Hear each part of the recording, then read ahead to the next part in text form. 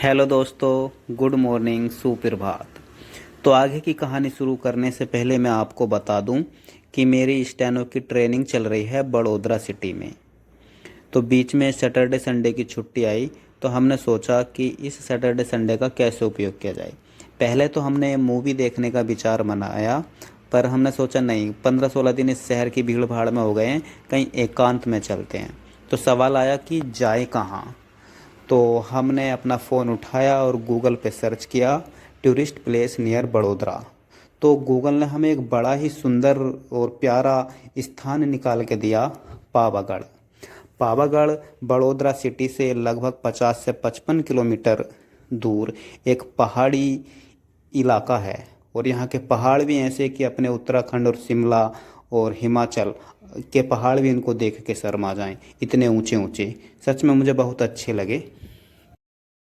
गुजरात की मुझे एक खासियत बहुत अच्छी लगती है कि अगर आपका कहीं भी जाने का मन है, जैसे पहाड़ों पे, है ना, बीच में या रेगिस्तान में, यहाँ तक कि बर्फ़ वाले पहाड़ों पे भी, तो सब चीज़ें यहाँ अवेलेबल हैं। यानी आपको ज़्यादा दूर इधर उधर भटकना नहीं पड़ता। लगभग 200-300 किलोमीटर के अंदर सब कुछ गुजरात में ही अवेलेबल है।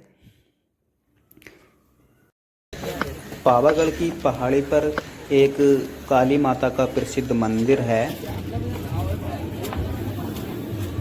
ऐसा कहा जाता है ये मंदिर माता के शक्ति पीठों में से एक है। माता ने जब पिता दक्ष के यज्ञ में अपमानित होने के बाद अपने प्राण त्याग दिए थे, तो शंकर भगवान माता के शव को लेकर ब्रह्मांड में इधर उधर भटक रहे थे।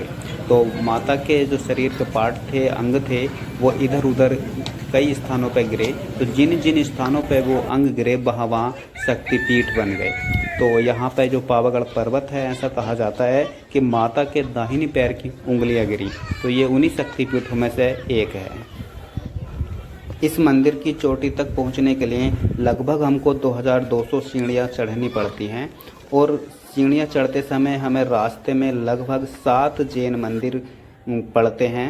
हमने इन 7 जैन मंदिरों में से 2 मंदिरों पर स्टे किया, जिनमें से एक ये है। यहाँ हमने लगभग आधा या पौन घंटा बिताया। इसको देखकर हमें ऐसा लगा कि ये कई हज़ारों यानी सालों पुराना है, क्योंकि ये काफ़ी दीवारें इसकी और ये जो स्ट्रक्चर है काफ़ी जर्जर और खंडर अवस्था में था। विक्स खाओगे विक्स? यहाँ आधा पौन घंटा बिताने के बाद जब हमने आगे की चढ़ाई स्टार्ट की, तो हमें रास्ते में एक पानी की झील दिखाई दी। लगभग इस पर्वत पर 4-5 पानी की झील हैं।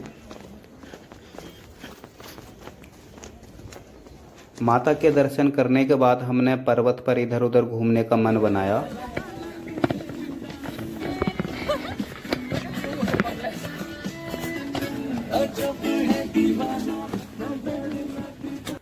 पर्वत पे हम लगभग 4-5 किलोमीटर पैदल चले, यहाँ के काफ़ी अच्छे नज़ारे देखे। पर्वत का माहौल कुछ ऐसा था, कहीं एकदम धूप थी तो कहीं एकदम कोहरा, तो कहीं एकदम तेज़ हवाएं चल रही थी।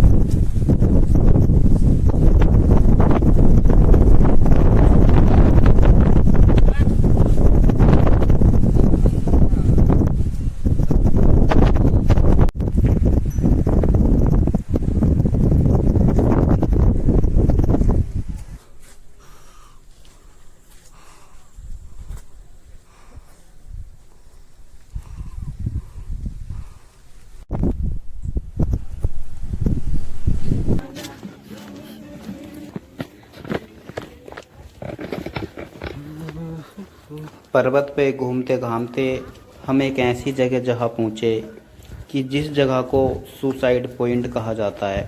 सच में यहाँ से खाई इतनी गहरी थी कि यदि आदमी गलती से भी अगर नीचे गिर जाए तो जान बचनी तो मुश्किल है ही, कि उसके बॉडी के पार्टों का भी पता ना चले कि कहाँ गए। तो चलिए दिखाता हूँ आपको सुसाइड पॉइंट का नज़ारा।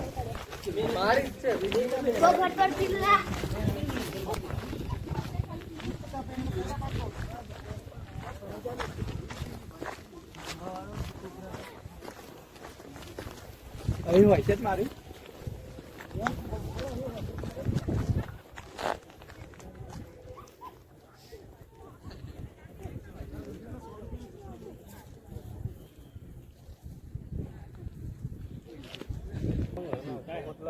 एक फोटो ऐसे होगी कि ये सीनरी है। अच्छा, ऐसे वाली उधर की हिमाचल की? तुंगनाथ तो या उत्तराखंड में ही है। अब यार गर्मी लग रही है। अब गर्मी लग शाम का टाइम यार क्या लगता होगा यहाँ पे सच में, या सुबह सुबह जिस टाइम अपन आए थे ना उस समय यहाँ पे होते तो बड़ा मज़ा आता। हाँ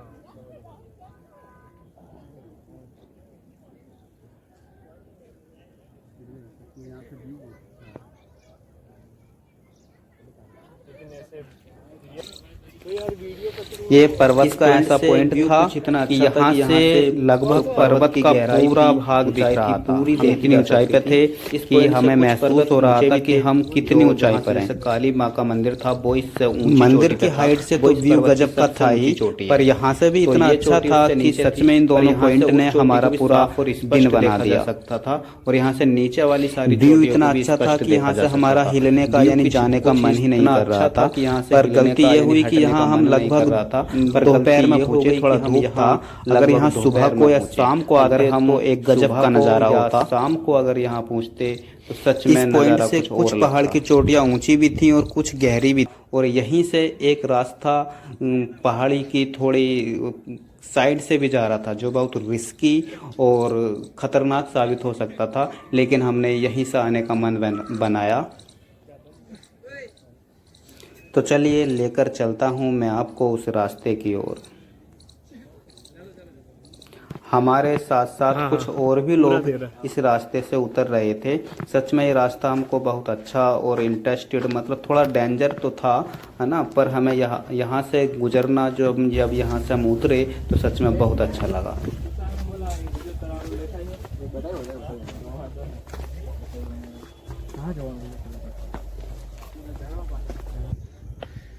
इधर उधर व्यू को एंजॉय करते हुए, अच्छे से टाइम देते हुए धीरे धीरे हम नीचे उतर रहे थे।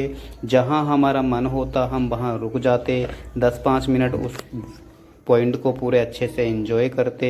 ठीक है, उसके बाद फिर हम नीचे के लिए फिर प्रस्थान करते। इस तरीके से हमने पर्वत पे लगभग 7-8 घंटे का समय बिताया। हम करीब 9 बजे पर्वत पे चढ़ना स्टार्ट हो गए थे और लगभग 2 या 3 बजे हमने नीचे उतरना शुरू किया।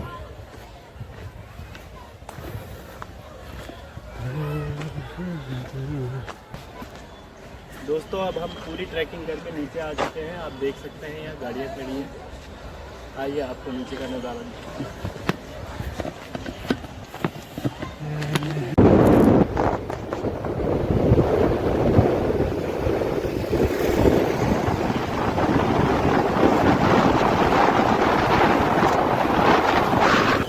पर्वत से उतरने के बाद हमें पता चला कि यहाँ पे एक फोर्ट भी है। हम उस फोर्ट के अंदर गए और थोड़ा बहुत वहाँ समय बिताया।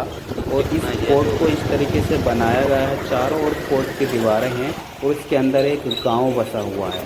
जो फोर्ट को विजिट करने के बाद हमको पता चला कि यहाँ एक मस्जिद भी है जिसका नाम जामिद मस्जिद है। और फिर हमने डिसाइड किया कि चलो अपने पास अभी थोड़ा समय है तो जामी मस्जिद पे भी विजिट की जाए। हमने इसका टिकट है ना, हमने टिकट लिया और मस्जिद के अंदर यह मस्जिद एक वैश्विक धरोहर है। इसको 2004 में इस बात का सर्टिफिकेट मिला था।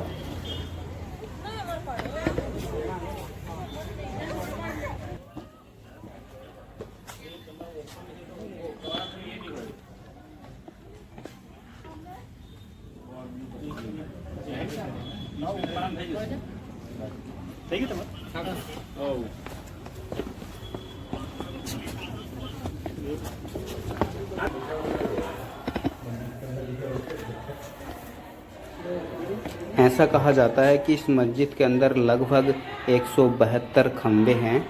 यह बहुत पीसफुल पैलेस है। हमें इसके अंदर बहुत अच्छा लगा, बहुत शांति मिली और लगभग हमने इसके अंदर भी 2 या 2.5 घंटे बिताए।